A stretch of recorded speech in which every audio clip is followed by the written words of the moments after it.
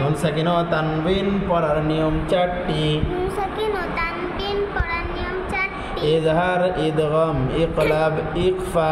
ইজহার, ইদগাম, ইকলাব, ইকফা। হ্যাঁ, আবার বলেন। জজমালা নুনকে নুন সাকিন বলে। নুন সাকিন ও তানবিন পড়ার নিয়ম 4টি। ইজহার, ইদগাম, ইকলাব, ইকফা। ইকফা, তাই না? এবার আমরা ঠিক আছে, ইজহার কি জিনিস?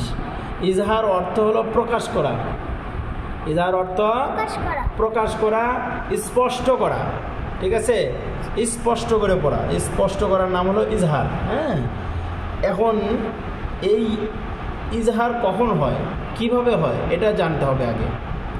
এখন বলছে যে নুন সাকিন বা তানবিনের পরে ইজহারের কোনো হরফ এলে নুন সাকিন বা তানবিনকে গুণনা না করে স্পষ্টভাবে পড়তে হয়। এখন এখানে একটা জিনিস স্পষ্ট করেনি যে ইজহারের হরফ কয়টি, সরাসরি এখানে দিয়েছে যে ইজহারের হরফ 6টি, এখানে দিয়েছে। এটা এর মধ্যে দেওয়ার দরকার ছিল। তাহলে বলেন, ইজহার অর্থ প্রকাশ করা। ইজহার অর্থ প্রকাশ করা। ইজহার অর্থ প্রকাশ করা। ইজহার অর্থ প্রকাশ করা। ইজহার অর্থ প্রকাশ করা। ইজহার অর্থ প্রকাশ করা। নুন সাকিন বা তানবিনের পরে। নুন সাকিন ও তানবিনের পরে। নুন সাকিন ও না, নুন সাকিন বা। নুন সাকিন আর ও যদি বলেন তাহলে এখানে বোঝাবে যে দুটোই আসতে হবে একসঙ্গে। এখানে বলছে যে নুন সাকিন বা তানবিন, মানে কি দুটার মধ্যে কোনো একটা। ঠিক আছে, আর যদি বলেন ও তাহলে দুটোই বোঝায় যে দুটোই আসবে। ঠিক আছে, বলেন নুন সাকিন বা তানবিনের পরে। নুন সাকিন ও নুন সাকিন বা। নুন সাকিন বা তানবিনের পরে। হ্যাঁ, বলেন যেমন এখানে লেখছে যে নুন সাকিন ও তানবিন পড়ার নিয়ম 4টি। তার মানে এখানে বোঝাইছে যে নুন সাকিন এবং তানবিনকে একত্রিত করছে। ও যখনই ও এবং ও অথবা এবং কোনো জায়গাতে সেট করা হয়, ফিটিং করা হয়, তাহলে সেখানে বোঝায় একত্রিত করা। যেমন আমি যদি বলি আপনি এবং আপনার বাবা বাড়ি যান, তাহলে কি বোঝাবে যে দুইজনই যান।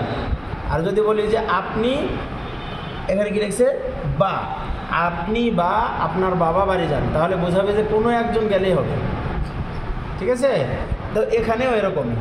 এখানে যদি বলা হয় যে নুন সাকিন বা তানবিনের পরে, তাহলে বোঝাবে যে হয় নুন সাকিন অথবা তানবিন, কোনো একটার পরে আসবে এটা।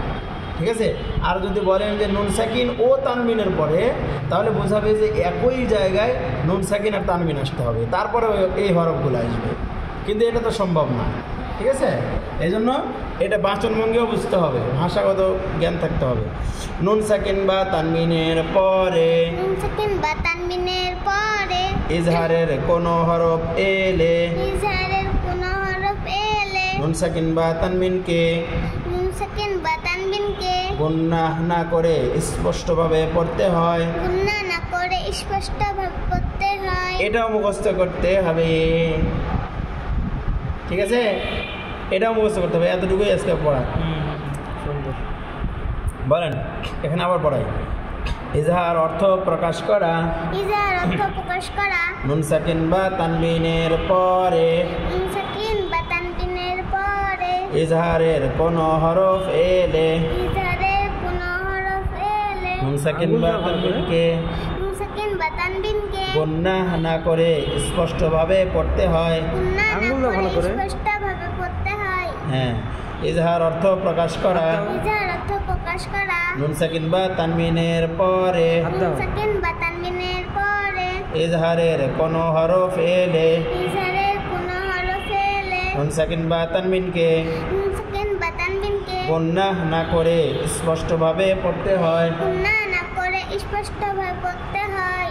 এরা মুখস্থ করবেন, করে আমাকে শোনাবেন।